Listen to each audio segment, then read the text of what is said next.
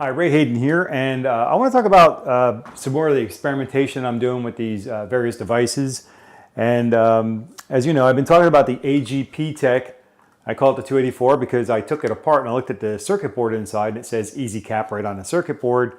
And the EasyCap 284 and the AGP tech 284, they're basically the same device. They have the HDMI or component composite video and audio inputs. And the HDMI is the only output that the thing has. You can record onto a thumb drive. You can record onto an SDXC card, though I haven't had much success with that because the thumb drive works so well, I didn't want to change it. Or I can take my little 500 gigabyte hard drive and record video pretty much all day long on that. And once I plug in the USB power supply for the AGP tech, that worked in powering up the portable hard drive so that I record video to that. And that worked pretty well too. The only issue with that was I was recording the component video output from this camera, which also has FireWire output, which is better. It's kind of like the precursor to HDMI. Anyways, so recording, I'm gonna come back to this little drive in a minute. Years ago, I switched over from using little cameras like these that had FireWire output to them. These don't have that anymore. You use an SDXC card right in that camera, and it's great. But years ago, I had purchased these. This is a Panasonic, and this is the AGDV C80. And the AGDV 100, I think, or the DVC 100, whatever it was an even more popular camera. But the really great thing about these cameras is on the side, they have... well, they have all kinds of video. They have composite, they have a FireWire output built into it, and they have different kinds of video outputs and everything, and that's great. But they also have an XLR microphone built right into it. So you can plug your microphone directly into this camera, and you didn't need a microphone mixer. So that was great. So you no longer had to carry around your mixer. The other issue was they still recorded on tape. They put actually a mini DV tape in this camera, and that would be great. And for a little while we did use those, but we stopped, and I picked up these little devices here. This is a portable hard drive.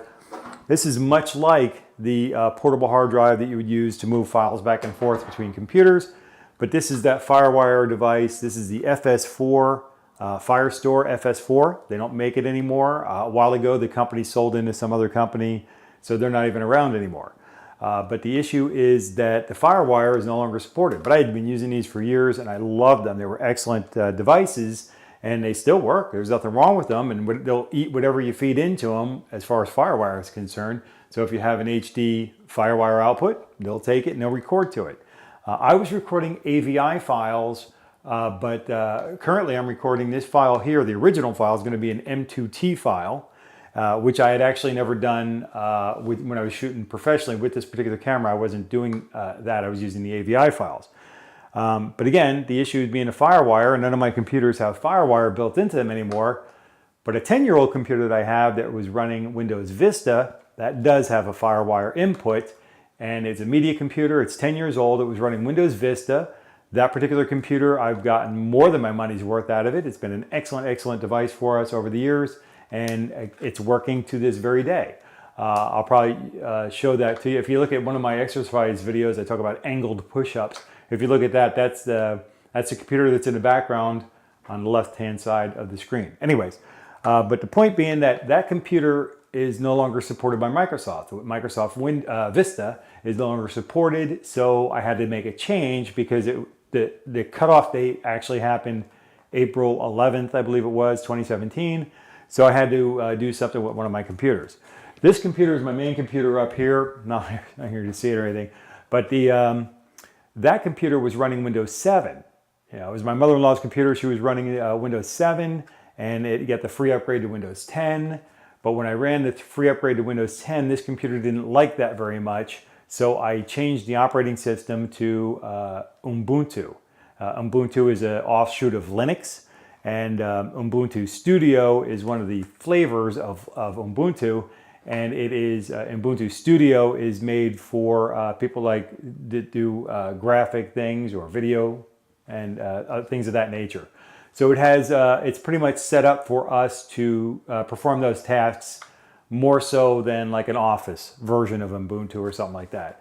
but it has all the Office software in it as well. LibreOffice is in it. Anyways, so the point being is, since Microsoft is no longer supporting Vista, I decided to keep Vista on that computer. I mean, Vista was great. It's been good to me and everything else. I don't like Vista necessarily, but it's been good to me. So might as well leave it there. And basically, I set up my computer to be a dual boot system. So when I start it up, I have a choice of going into Ubuntu, which it will just do if you don't do anything else. Or I can go down a selection screen and choose Windows Vista and go into Windows Vista if there's any reason I want to go back into there. But it doesn't matter because all my pictures or files or anything are still accessible once the computer boots up into Ubuntu, Ubuntu Studio at that. So the issue is that I was gonna upgrade that computer. I had built the other computer. I have videos on there on YouTube here of the computer build I just did. It's a very excellent computer. It's fast, it's great, and I love it. But it doesn't have FireWire input, which is the problem with these drives. My old computer, my 10-year-old computer, is going to see longer life in it because it has built right into that motherboard is a support for FireWire. So I can import the videos into that computer, but I don't really want to fill up my hard drive with a whole bunch of video. So what do? And I do want to edit them on the other computer, which is much, much faster and current, shall we say. And I tried to future-proof it for as long as I possibly could, which, you know, we know how that works with computers. Anyway, so basically I want to get the files from this drive here onto this drive here. And there's no direct way to connect them. So I have to connect the video drive up to my Ubuntu computer with the FireWire input.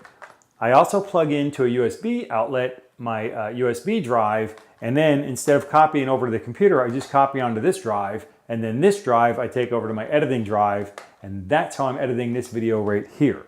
It may sound confusing, but basically I want to take something from A and get it to C. I need B to get it there. So I copy from the video hard drive to the portable hard drive through my Vista computer, which is now an Ubuntu computer, and then I take that and I put it in my editing computer, and I should make a video.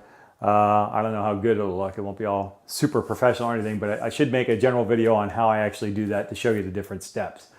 But with that, this experimental video here is primarily experimenting with the process of getting the video from my video drive into my editing computer and then upload it to YouTube. And the other difference is I'm recording, instead of an AVI file, I'm recording an M2T file. All right, so with that, feel free to make comments and suggestions or questions, ask me about it in the comments below. And if I think of anything new and different or whatever like that, I'll put it in the description below. So, until I see you in the next video, take care and be well.